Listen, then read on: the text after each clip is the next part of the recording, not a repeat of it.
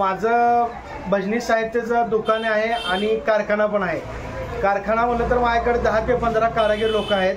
ह्या माझ्या क्षेत्रातली कमीत कमी माझी 5वी पिढी आहे। तर माझ्याकडे तुम्ही बघू शकता वीणा, पखवाज, हार्मोनियम, डग्गा, तबला, आषाढी वारी।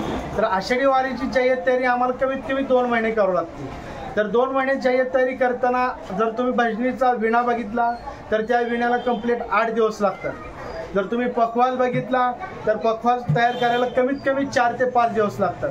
हे जय्यत तयारी आम्हाला आषाढी वारीला कमीत कमी मोठा टर्नओव्हर असल्यामुळं कमीत कमी वीणा जर तुम्ही बघू शकता तर आम्हाला 300 वीणा कंप्लीट लागतो।